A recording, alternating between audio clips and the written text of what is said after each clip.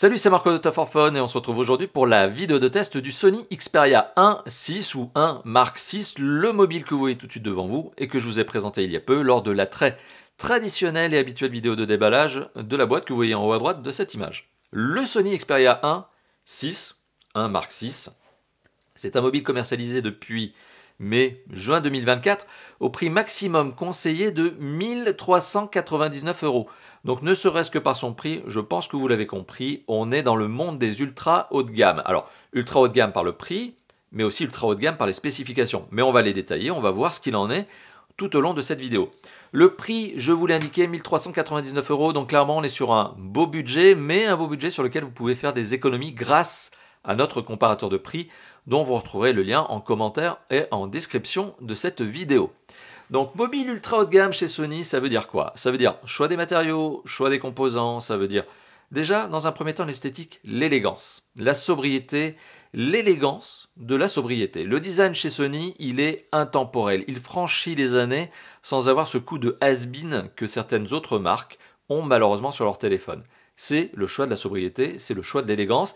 Comme le disent les Américains si bien, less is more, eh bien Sony l'a très bien appliqué ce concept, avec un design très en angle, sur les côtés, avec des coins arrondis, et oui, avec le temps, les angles se sont arrondis chez Sony, et avec toujours cette dose d'élégance, quoi, et le choix des matériaux.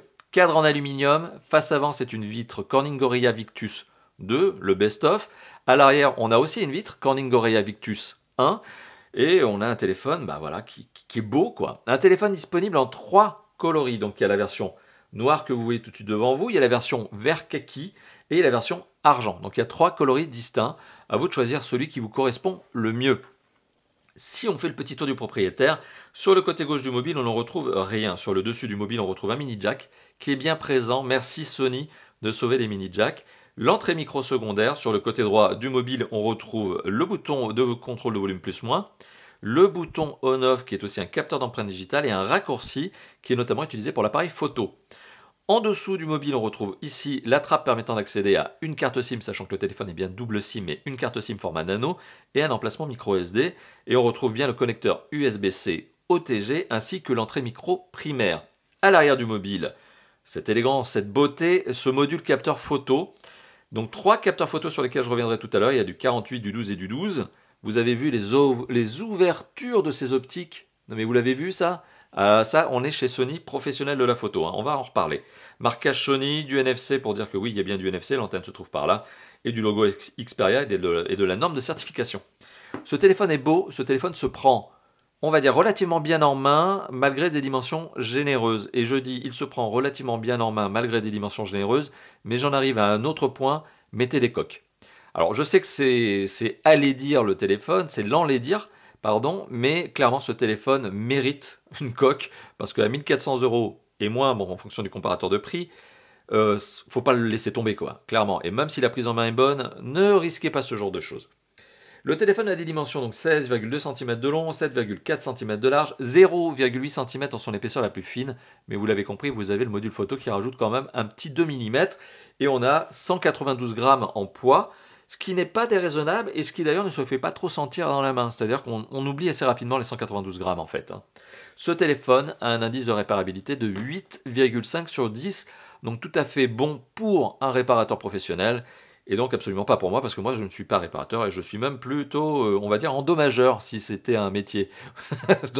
donc non, laissez ce téléphone se faire réparer par les professionnels. Mais 8,5, c'est un bon indice de réparabilité. Au niveau de cette esthétique, on vient d'en parler, au niveau de l'image, qui est un des points forts de Sony, mais notamment de ce téléphone, un très bel écran, qui mérite quand même qu'on s'y attarde un petit peu, non seulement parce qu'il est beau, et effectivement il offre une excellente qualité d'image, mais aussi parce qu'il y a un aspect par rapport au 1.5, donc la génération précédente. Ce téléphone dispose d'un écran de 6,5 pouces, qui utilise une technologie OLED, qui fait du HDR, qui fait tout ce qu'il faut. Donc contraste infini, couleur vive, c'est réglable, et luminosité maximale, réglable également, mais qui va jusqu'à 1100 nits et plus. Donc côté image, waouh! La résolution Full HD+. Full HD+, ça veut dire 1340 pixels par 1080 pixels, et donc ça nous donne une netteté d'image, une densité de pixels de 396 pixels par pouce. Donc tout ça, ça fait beaucoup de chiffres, mais dites-vous que 1, l'image est belle, profonde, contrastée, vive, mais c'est réglable, lumineuse, c'est réglable, vous pouvez choisir les niveaux, bien sûr, heureusement, en automatique ou en manuel, et vous avez une image qui est nette. Vous avez des modes HDR et tout en patatras. Donc tout va bien, vraiment l'image est superbe, mais on notera que la résolution est inférieure à l'écran de la génération précédente. C'est-à-dire qu'avant, on avait une résolution qui était une WQHD+, donc quelques pixels de plus quand même. Mais finalement, je pense que c'était plus un choix technologique, défi technologique, de prouver que Sony pouvait mettre des écrans encore plus balèzes, et qu'au final, ils sont revenus sur cette génération sur un écran qui est un Full HD+, qui est probablement plus à l'aise pour l'autonomie, on va en reparler, enfin, qui permet en tout cas d'avoir une meilleure autonomie sans avoir finalement une dégradation du visuel. Parce qu'en fait, vous ne voyez pas la différence. Voilà, donc le WQHD+, a été remplacé par un Full HD+, mais le Full HD+, fait tellement bien son travail que de toute façon, on ne sent pas la différence avec un WQHD+. Voilà, donc c'est la différence par rapport à la génération 5 et la génération 6 au niveau de l'écran.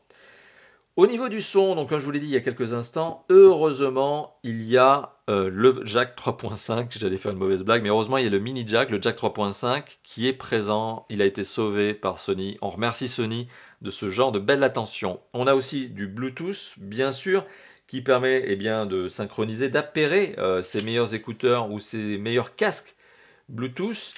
Tout simplement, c'est du Bluetooth 5.4, hein, je cherchais la bonne norme, mais voilà, Bluetooth 5.4, et on a un double haut-parleur. Le tout est bien évidemment complété par du Hi-Res Audio, hein. Rassurez-vous, au niveau du son, Sony sait faire la chose.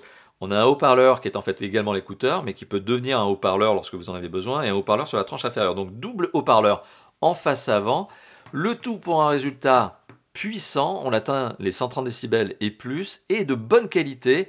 On est effectivement dans le registre de la petite enceinte Bluetooth. On n'est pas dans le registre de la belle enceinte Bluetooth, d'ailleurs Sony en fait, qui sont très bien, très complètes et tout, très sympa.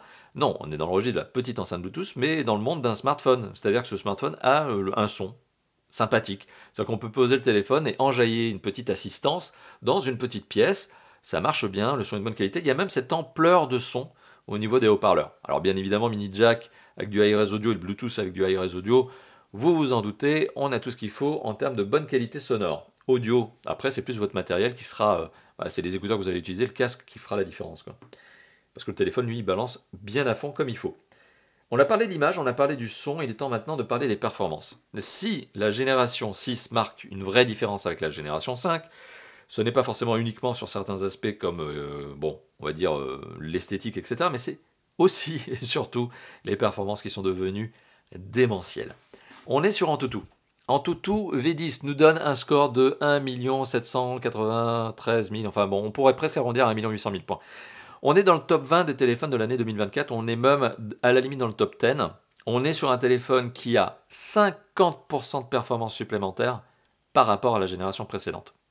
La génération précédente était aux alentours de 1,2 million de points, si mes souvenirs sont bons. Là, on est aux alentours de 1,8 million de points. Vous avez compris, c'est 1,8 million.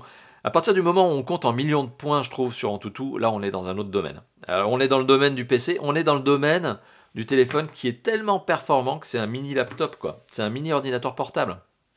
C'est un téléphone qui, d'ailleurs, a un niveau de performance à ce niveau-là, justement. Ce niveau est là, pas pour rien, hein. On va en reparler au niveau de la qualité photo et notamment de la qualité vidéo. Mais c'est utile. C'est utile pour le productif, pour le ludique jeu vidéo.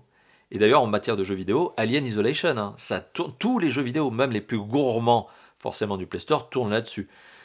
Alien Isolation, très beau. J'aurais probablement mis une incrustation vidéo pour vous permettre de voir ce que ça donne, mais c'est superbe. D'autant plus qu'il y a une application jeu vidéo sur ce téléphone qui permet d'avoir un certain nombre de réglages supplémentaires pour aller chercher le boost d'image ou le boost de qualité graphique. Enfin, c'est top. Vraiment, expérience vidéo ludique sur ce téléphone, c'est top. Et vous pouvez streamer en plus pour du gaming. Performance démentielle, pourquoi? Parce qu'on est sur un téléphone qui, comme je viens d'indiquer sur Antutu, a ce score. Mais oui, ce score, il est lié à quoi? Il est lié à des composants. Il est lié à 12 Go de RAM, ok. Il est lié à un Qualcomm Snapdragon 8, génération 3, donc c'est le best-of, hein.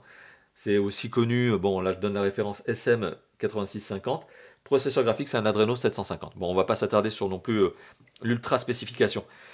Je vous l'ai dit, pour Antutu, ça fait presque 1 800 000 points. Pour 3D Mark en Wildlife Extreme, on est presque au top puisqu'on est à 4 991 points. Donc je pense qu'on peut même arrondir à 5 000. Et sur Geekbench, on est sur la V6 CPU multicore à 6643 points. Tous ces scores, c'est pour les amateurs avisés de benchmark, mais dites-vous qu'on est sur du très très lourd. C'est un téléphone qui présente une particularité supplémentaire, c'est qu'il est décliné en deux versions. Version 12 Go de RAM tout le temps, mais soit 256 Go de ROM, c'est la version testée ici, soit 512. La version 256 Go de ROM, quand on l'allume pour la première fois, vous tombez, après les premières mises à jour et l'OS, à 224 Go de mémoire disponible. Mais, je vous l'ai dit tout à l'heure, vous pouvez ajouter une micro SD. Pas là, pardon, là, ici la micro SD. Micro SD qui peut aller jusqu'à 1,5 Tera. Hein. Bon, ce téléphone, c'est le téléphone des superlatifs. 1,5 Tera, bon, je pense que c'est un petit peu overkill.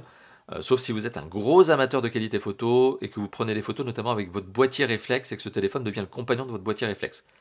Et vous allez comprendre pourquoi je vous dis ça, parce qu'il y a un intérêt si vous êtes un photographe professionnel.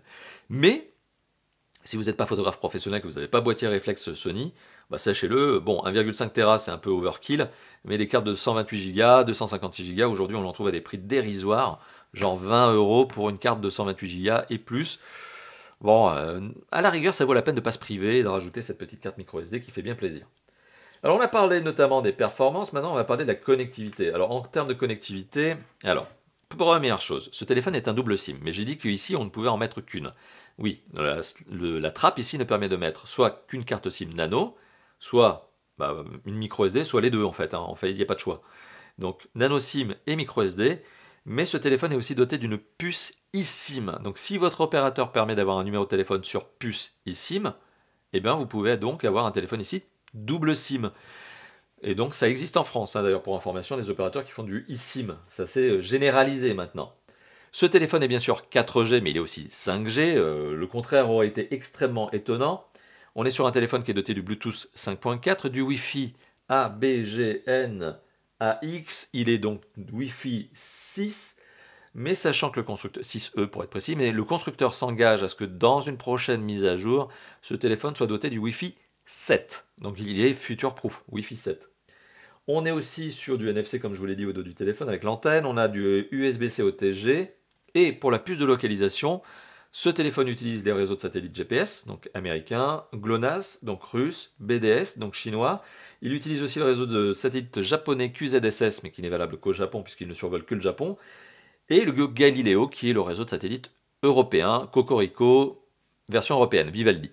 Donc on est effectivement sur un téléphone qui dispose de presque tous, puisqu'il reste le réseau de satellites indien qui n'est pas utilisé.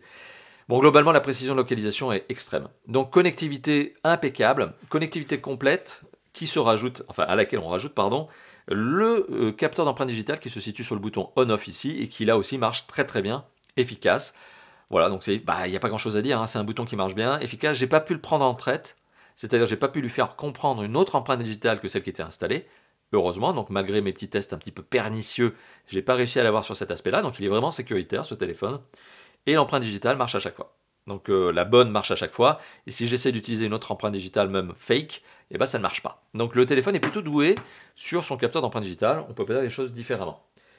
On a parlé de la connectivité, il y a un point sur la connectivité sur lequel on n'est pas encore arrivé, c'est le DAS, le débit d'absorption spécifique, qui est correct. Voilà, on est dans les 0,86 watts par kilo à la tête. C'est un peu élevé pour un téléphone ultra haut de gamme, mais c'est correct. Donc j'ai pas grand chose à dire sur le DAS. Au niveau du système d'exploitation, parce qu'il est temps de passer au système d'exploitation. Ce téléphone a un système d'exploitation qui est ouf, heureusement, mais le contraire aurait été là aussi très étonnant, qui est un Android 14. Alors Android 14 sur lequel le constructeur s'engage à apporter 3 mises à jour majeures. C'est-à-dire que pendant 3 ans, vous allez pouvoir bénéficier des mises à jour majeures de l'OS. D'ailleurs, vous allez passer en 15, vous allez passer en 16, vous allez passer en 17. Donc le constructeur Sony s'engage à 3 ans de mise à jour majeure. Le constructeur s'engage aussi à 4 ans de mise à jour de sécurité en parallèle. Donc c'est-à-dire que vous aurez pendant 4 ans un téléphone qui sera up-to-date en termes de sécurité, en termes de patch correctif. Donc c'est un téléphone qui est dans une certaine mesure plus future-proof, puisque toutes les normes matérielles que je vous ai données il y a quelques instants font qu'il est vraiment paré pour le futur. Mais cette maintenance logicielle, ce suivi logiciel plutôt par Sony, lui permet d'être sécuritaire pendant 4 ans, sachant qu'en général les constructeurs vous disent 4 ans, mais c'est le 4 ans minimum, c'est-à-dire que les constructeurs en général en donnent un petit peu plus, histoire que tout le monde soit content, et puis surtout sur un mobile ultra haut de gamme, ça va pas s'arrêter comme ça au bout de 4 ans en fait. Mais bon, minimum légal, obligatoire, en tout cas, pardon, contractuel, c'est pas légal, mais contractuel selon Sony, c'est 4 ans. Après, bah, avec un peu de bonus, voilà, on peut aller plus loin. Après, c'est pas parce qu'un téléphone n'a pas de mise à jour de sécurité pendant sa 5e année, par exemple, que vous ne pouvez plus l'utiliser. C'est juste qu'il y a un petit risque de sécurité. Voilà, vous l'avez compris. Système d'exploitation, donc Android 14, sur lequel Sony a placé un peu de design avec des fonds d'écran. Un peu d'ergonomique, ok, notamment au niveau des paramètres, etc. Il y a un peu d'ergonomie et du fonctionnel applicatif. Alors, fonctionnel applicatif ou applicatif plutôt, je vais m'expliquer. Donc Sony a mis notamment un certain nombre d'applications. Par exemple, l'appareil photo, sur laquelle je vais revenir d'ici quelques instants. Donc l'application appareil photo, elle permet justement, eh bien, sur ce téléphone d'être optimisée. Elle est optimisée pour ce téléphone. Il y a un certain nombre de paramètres qui sont faits pour les professionnels. C'est-à-dire que vous pouvez débriller le téléphone et vraiment avoir cet usage pro. Et c'est là où on sent l'expertise de Sony en matière non seulement d'image, mais aussi d'appareil photo, de qualité d'appareil photo. Il y a la version capteur, ils savent faire des capteurs, ils sont d'ailleurs sous-traitants pour les autres marques, mais ils sont aussi très bons en termes de logiciel. Parce qu'aujourd'hui, un appareil photo numérique, bah, c'est aussi du logiciel. Et ça fait des années qu'ils savent faire leur boulot là-dessus. À côté de ça, qu'est-ce que l'on a d'autre? On a un moniteur externe. Vous pouvez utiliser votre téléphone, comme je vous l'ai dit, en compagnon d'un appareil photo réflexe Sony, par exemple. Et vous transformez ce téléphone, son écran, en écran déporté, en écran supplémentaire. Extrêmement agréable pour avoir 2 écrans, notamment lorsque vous faites des prises de vue. Je vais vous dire, c'est un vrai usage intéressant pour ceux qui aiment faire de la photo, mais il faut du matériel Sony. Vous avez optimiseur de jeu, qui est une fonction qui permet notamment dans un jeu vidéo d'accéder à un certain nombre de raccourcis, de réglages, de paramétrages sur les jeux vidéo pour les rendre soit plus beaux, soit plus vifs, etc. Musique Pro, qui vous permet de composer des titres musicaux, de faire du montage audio. Voilà, donc je ne vais pas rentrer dans le détail à outre mesure. Musique, qui est une application de lecteur MP3 qui a été revue par Sony.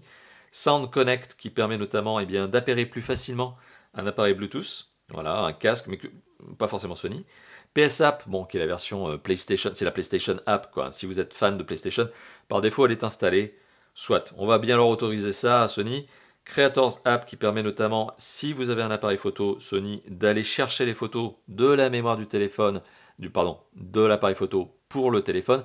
Et c'est là où je vous disais tout à l'heure qu'une carte 1 Go, un Tera 5, pardon, peut être utile. C'est justement ça. C'est-à-dire que si vous utilisez votre téléphone comme compagnon de votre appareil photo, bah déjà, bravo, parce que ça veut dire que vous avez un sacré boîtier réflexe. Bravo à vous, vous vous êtes fait plaisir. Mais en plus, vous avez acheté le bon téléphone qui va avec. Et vous êtes capable d'utiliser ce téléphone comme écran, mais aussi comme banque de stockage supplémentaire. Un disque dur externe pour votre appareil photo. Alors, Call of Duty Warzone a été installé par défaut. Bon, ok, soit. Et puis le reste en dessous, là, on a Creator Vidéo qui permet de faire du montage vidéo. Très bonne application de montage vidéo sur un téléphone de base. C'est-à-dire qu'elle est là, vous n'avez même pas besoin d'en chercher une ou d'en installer une payante, etc. Non, Sony vous en donne une qui s'appelle Creator Vidéo, qui permet, de faire du montage vidéo. Je vous ai montré autre chose, ça n'avait rien à voir. Je vous ai montré Excel. Voilà, bon, là, désolé, j'ai réinitialisé le téléphone, mais peu importe. L'application Creator Vidéo. On va pas s'attarder beaucoup plus sur cette partie logicielle parce que finalement, vous savez, avec le Play Store, vous pouvez installer tout ce que vous voulez, mais par défaut, voilà les applications qui sont là. Vous avez un panneau de configuration supplémentaire lorsque vous démarrez le téléphone pour la première fois qui vous propose d'installer des applications partenaires, etc. Bon, vous n'êtes pas obligé, moi c'est ce que j'ai fait, j'ai évité d'installer les applications partenaires. Bon, on en a 2-3 qui sont quand même présentes, on peut les désinstaller. Mais voilà, donc finalement, très bon OS, très bon suivi logiciel qui sera offert par Sony dans les années à venir. Et vous l'avez compris, le Wi-Fi 7 sera activé par le biais d'une mise à jour logicielle. Alors il est temps d'arriver à l'usage de ce téléphone, et vous l'avez compris. Productif, bien évidemment. Ludique, c'est une blague, c'est une rigolade. Bien sûr que ludique, il le fait ce téléphone. Que ce soit voir des vidéos en streaming ou jouer à des jeux vidéo, bon, clairement oui. Mais aussi appareil photo. Alors, appareil photo pro, appareil photo, on va dire automatique. Vous pouvez soit le débrayer et passer en manuel, soit le passer en automatique comme je le fais là. Alors, en automatique, le téléphone est d'une vitesse, c'est incroyable. Top, vraiment. Je vais revenir sur la notion de qualité photo. Il y a 3 capteurs photo au dos. Mais vous l'avez compris, un des points forts de ce téléphone, c'est son efficacité au niveau de la prise de photo. Et c'est là où on ressent l'intérêt, tout l'intérêt justement de ce choix de processeur dont on a parlé tout à l'heure, apparaît ici. C'est notamment, comme il est ultra puissant, il est ultra rapide aussi. Et pour l'appareil photo, ça a un avantage réel, y compris pour la vidéo, sur laquelle je vais revenir. 3 capteurs photo au dos qui prennent des photos de très bonne qualité. Je vais vous donner les spécifications. On a 48 mégapixels grand angle avec stabilisation optique. On a un 12 mégapixels ultra grand angle, notamment destiné à des photos de paysage. Vous gagnez de l'angle, vous gagnez de la largeur d'affichage. Vous avez également un 12 mégapixels, aussi stabilisé optique. Donc c'est pas numérique, hein, c'est stabilisation optique, donc c'est l'optique qui travaille. Et ça, c'est du très très bon. Avec téléobjectif.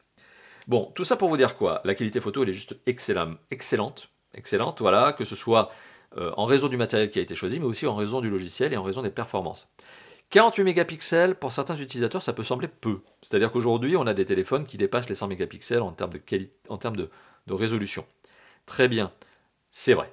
Mais il vaut mieux un 48 mégapixels réel, natif, qui fait très bien le boulot avec le niveau de performance de ce téléphone, qu'un 100 mégapixels ou 108 d'une autre marque, mais en fait qui est plus un argument marketing, qui est en fait un bullshit parce que parfois lié à de l'interpolation, en plus, c'est pire. Donc vaut mieux ça. Et là, ici, on a un 48 mégapixels, ce qui est déjà largement suffisant. 48 mégapixels, vous pouvez cropper dans l'image, vous pouvez zoomer dans l'image et faire votre travail de professionnel dans l'image. Ça marche très très bien. Les photos sont de très bonne qualité. Si j'arrive à retrouver le test DxOMark, je vous remettrai ici la notation, mais on est sur du très très bon. Ça, c'est pour la qualité photo dorsale. Pour la qualité photo frontale, hop, je mets le petit bonhomme de côté et coucou la caméra. Alors, pareil, extrêmement efficace, effet bokeh. Alors, c'est du logiciel forcément sur le capteur photo frontal, mais l'effet bokeh logiciel sur le capteur photo frontal marche très très bien. Ça veut dire que ça met un peu de flou derrière moi et ça met mon visage en avant, en premier plan, plus net. Vous voyez, je m'amuse un petit peu avec la caméra, bon, enfin avec l'appareil photo. Très bonne qualité photo également pour le capteur photo selfie que vous allez utiliser pour faire des photos de beaux gosses, belles gosses, que vous allez utiliser pour mettre sur Instagram, bien évidemment, c'est comme ça que ça marche dans la vie. La qualité photo, c'est un vrai bon point de ce téléphone. Mais les vidéos, les vidéos, il faut comprendre que ce téléphone tourne des vidéos jusqu'en 4K. Alors vous allez me dire, c'est pas le seul qui fait des 4K, mais 4K, 120 images par seconde. Et c'est là où on ressent tout l'intérêt supplémentaire, comme je vous l'ai dit, des performances. Ce téléphone a un écran 120 images par seconde. C'est pas pour rien. C'est parce que, oui, ça assure une belle fluidité d'image, mais ça vous permet aussi de regarder les vidéos que vous avez faites en 120 images par seconde. Et ce téléphone filme en 4K, 120 images par seconde. Donc c'est une caméra, c'est un caméscope. C'est un caméscope professionnel.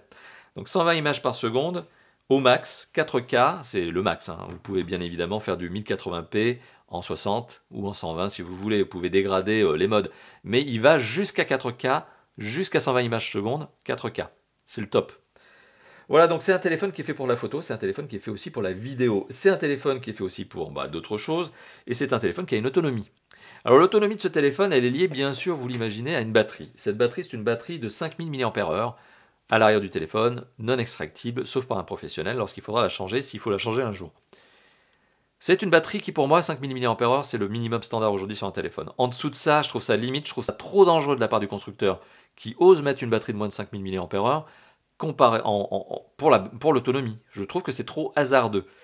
Donc on est sur un téléphone qui franchit allègrement la journée avant d'être rechargé, voire deux, mais le problème du mais, c'est ce genre de téléphone n'est pas fait pour atteindre 2 jours avant la recharge.